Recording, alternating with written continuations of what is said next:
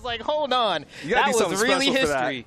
But with that said, yeah, we were talking about how Stingray has been leaning into the cannon, and I do like that he's doing that more. I remember at the last Royale, he did play this Soul, but was more heavily on the axe, and it did fine. But I think, you know, one, we've been seeing a lot, especially in South America, the rise of axe kind of in the meta, and it's nice to see a bit of that here in North America. But I think the cannon has also been in a solid spot, and people just kind of put it down for no real reason.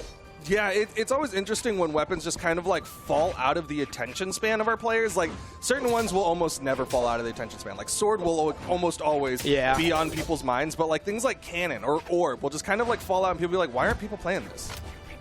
And it's interesting because cannon, similar to greatsword in a lot of ways in terms of like, oh, is that going to be done? Yeah, that's just it. Java getting a quick one. And that's why this stage is kind of cool, you know, for spear players. They're like, platforms, this is my jam.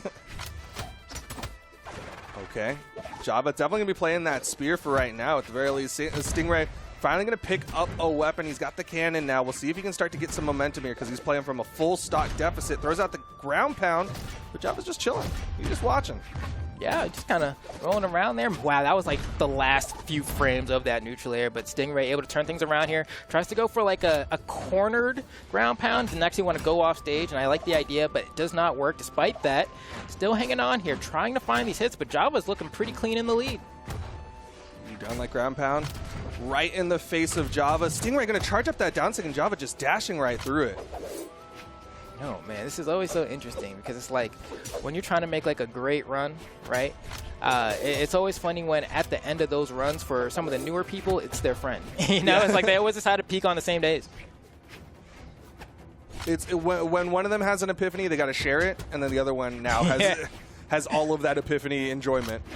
Ooh, that's a punish. Inside air. Yeah, Stingray about to get went lapped. a little low there. Stingray, that weapon toss, denying him the opportunity for the down air. Ooh, close. Stingray can't find the final blow here. And maybe this is where you start taking a page out of South America's book. Yeah, you just start going for neutral lights and D lights, right?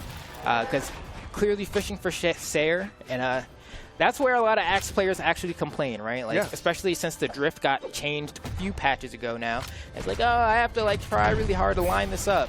It's like, all right, you KO me in like orange. My life's so hard as an Axe player, and it's so true. You can see it in the fact that Stingray is still a full stock behind here. He's been playing with the Axe a little bit more, starting to get some big chunks put out onto Java. Yeah, I mean, that was like 4 or so hits, and Stingray's already pretty much got half the stock. At this point, get 1 or 2 more, win neutral maybe 2 more times, and then you can start fishing again. Okay, nice. The sidelight nair weapon toss into pickup neutral light coming out from Java. Ground pound not going to connect. Java manages to iframe through it. Uh-oh, Stingray's in trouble. It's going real high. He hasn't touched a wall in a hot minute. Still manages to get back, though. Yeah, and I think the tough part about Stingray trying to play this matchup into Java is that Java, wow, no hit. Okay, there we go. Okay. Finally gets the stock. Stingray could win this one. But I was just saying that, like, Java reacts really well to Axe. A lot of other players kind of play around it, but he'll mash sword sidelight the moment he sees you're starting up Sayer. I think as a whole, Java's got some insane reaction speed. Like, Stingray is definitely trying to catch Java with some of those like meta plays where he'll throw out a ground pound in unorthodox spots, and Java's just ready for it. He's got that high movement speed that lets him drift out of a lot of the options that Stingray wants. Okay, that was a dodge right before that as well. Disarmed. Stingray in a great spot here. Pretty much brought this all the way back. The ground pound is almost enough. The recovery almost gives it away. The neutral light's not going to be enough. What does Java do to survive here? Stuck on the corner. Soft platform. Might be a little bit of a bait, but he gets past it. Gets back down. Has a sword in hand. Side air. Who's going to get that stuck? Oh! Can't get around Java. Woo is right. That was very... exhale with me, Duke. Exhale with me. That's definitely a big sigh as everyone held their breaths to see who was going to get that final blow. Stingray bet big on that Axe recovery, and Java just had the movement outside of it. He was able to jump high enough and then come back in for that side air. Man, what a game, man. All the sets today are really bringing me to life. What can I say? There's just so much phenomenal gameplay. Sets. Yeah. Whether it's spaghetti to the most or just people being very meticulous, they keep it entertaining. Well, now we're into game 2, still staying on Western Air Temple. Java already getting some good damage put out. Ooh. Okay, Stingray trying to find these openings, but Java doing a great job. Eats the weapon away, though, but gets another one right on call, and that's exactly what he needs. Look at this movement, the dash candle. So this game has just gone to another level, bro. It's like the... Oh! All the way down? And he's gone. And he's gone. He played a game of chicken and lost there. He tried to see if Java would commit to the ground pound, and he full committed. Oh, don't let him do it to you. Yeah, don't let it be you, bro. don't let it be you. Oh, and the catches the spot up with the weapon throw and goes unarmed immediately. Almost had the edge guard. And that's the thing, like, Java's always been great at edge guarding. It just looked different because he ain't holding the hammer, but it's the same Java. Stingray now needs to start bringing out some big plays again to bring himself back into this. He's got the cannon, gonna hold it, but Java just waits it out. And I like that he was able to see there was a little gap in the spacing of the chain link and the trap that he was able to say, I can recovery here and not get picked up by it. That was just perfect spacing from Java. He's that meticulous. Here we go, second stock. Stingray actually did a really good job taking that stock down from Java. Didn't take too terribly much damage, especially now that he's basically brought it back. Where was that going? Nice. The way that Java, Stingray almost catching Java there, but Java just holding forward and running. Letting it go. He makes the quickest decisions, but Stingray can't seem to quite find the opening he's looking for. Java swinging back, cutting his way back into this game. Oh, Stingray's running out of movement. Yep, does not have enough there. Java gonna take that stock away. Yeah, a moment where you're wishing that cannon could get a little bit higher with its recovery, but unfortunately that is not the case, but it trades it with explosive KO power. So it hits hard, but it does not move that well, especially like vertical pressure against cannon can be so good. Ooh, nice catch. Read the dodge down. Yup, not enough though. The stage is too big. Dude, Zol's not strong enough. That's I've been saying.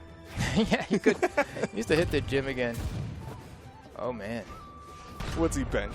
10? I'm saying, like, Zol, you really let yourself go, huh? Like, what's going on? D-Light? Dad boss Zol.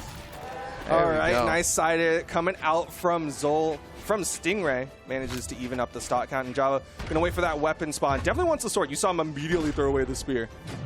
Oh, okay. That's gonna be a 2-hit. Tries to get the read on the dodge up. Does not find it, though. Oh, man, Java's doing... He doesn't want to jump, really. There's lots of side lights. We're trying to stuff these moves. Ooh. Gravity cancel end light. Stingray, he's trading out with Java, but Java's managing to get better control as he gets that end sig. Still wants a sword, another end sig, as he thought the soft platform was safe, but that sword end sig hits high enough. Wow, yeah, no, that was like the tippity top of that hitbox, because I was like, no way. Wow, yeah, I've been there. I've been there. Sometimes you think you get over, you know? Sometimes you think you're in the blind spot. You're not in the blind spot. She can see you, bro. Eyes on the back of her head. Wow. That was good, though. But now Stingray kind of super on the back foot here. The past set we had felt like he should have gone to Game 5. This one, though, going a little bit more easily favored in favor of Java. I mean, he's not... Stingray can't find the dub. A lot of these initial stocks kind of just blowing into Java's favor and Stingray just trying to fight back, trying to bring it close. And he'll get it kind of close. But then Java's just like, well, I've had the lead. I just need to close it out. Maybe this could be the start of something new for Stingray. Has positioning here. Hasn't really gotten any early KOs, but the one thing about playing Axe like this is that you're betting on the fact that its neutral tools are strong enough that you're going to have to play neutral multiple times, and Stingray has not been able to do that. Oh, man. Didn't even get the follow-up off the GC sideline. Side sig not going to connect onto Java. Stingray throws away the Axe. Nice catch. Oh, what a wake-up. Yeah, definitely a good time to say, respect me. Wow, but Java just recoveries right under. This is the closest initial stocks have been, though. Stingray has a chance to bring this one right back into into second stocks, but Java's starting to add up more. And Stingray fishing for the side airs yet again, but it hasn't really been a successful strategy, and I think that might be part of the reason he's been struggling here. I think he might want to lean in a little bit more into the neutral lights and the down lights. And if the stock takes a little while, it's fine, but At least you're not giving easy punishes to your opponent. Nice. Recovery will connect as Java wasn't able to jump away that time. Now Stingray's got his pick of weapons, and he's going to lean more onto the X for game number 3. Okay. Nice try. Wow, Java not even moving there, just stood still like a deer in headlights, but it was the right play to get around the hitbox from Stingray. Yeah, sometimes you got to just bet that the car will swerve around you. Oh. Java. Oh, thought we might see an NSIG there. Doesn't want to show his hand too much. Come on now, the table should turn just a little bit. Stingray trying to claw his way back. Oh, doesn't actually land on the platform there. A little precarious. If Java got him right before he touched the ground, might have been able to put Stingray in a really bad spot off stage. But either way, Stingray trying to play. Oh, huge break for Stingray. Yeah, gets to survive that one. Still trying to play this axe game, but yeah, I think he knows it's not really working anymore. Those dare approaches are just not effective, and Java forces Stingray over to the cannon. Downlight, dare, ground pound to chase, but Java turns it around with a side air. Oh, man, and Java is so patient. And really, the answer there from Stingray is to, instead of like going low and side airing, you have to throw the cannon immediately and try to do it unarmed. And he just picked wrong on the 50-50. He betted on Java not knowing how to edge guard that spot, but Java's the edge guard master. Ooh. Thought he was going to jump. Went for that downlight. Java with the pogos. Neutral light, not going to quite do it just yet. Ooh, did you see that movement? Got the dash into the immediate jump right through that weapon. Was able to just like seamlessly transition. Yo, but Java was ready for it. Avoided that weapon toss. Comes back in. Nice turnaround from Stingray. This is doable. Can he take this to game 4? He's got the cannon in hand. Can he deny the weapon pickup from Java? No. Reed's wrong with the side air. Come on now, I like this. You got it, bro. Let's see if you can get yourself on the board here. Java just needs one more game. But Stingray, on the other hand, super on the back foot and in the dark red, pretty much one hit away, one D-light away from being sent to the elimination side of bracket. The dodge down from Java. Stingray really chasing forward there. Weapon toss opens him up. He's got to be careful here. He knows he's deep red. A downlight recovery, downlight Sarah, and NSIG could all take him out. Ooh. Dare. Okay. Goes for the ground pound a little early there. Java stays above him. Oh, and that'll do it. Java's going to take it 3-0. He's coming to the Summer Royale. Yeah, Java, I think, just has Stingray's number a little bit. And that's what happens when you run into the homie at the end of bracket, right? That's why in a lot of TV shows, the season finales, the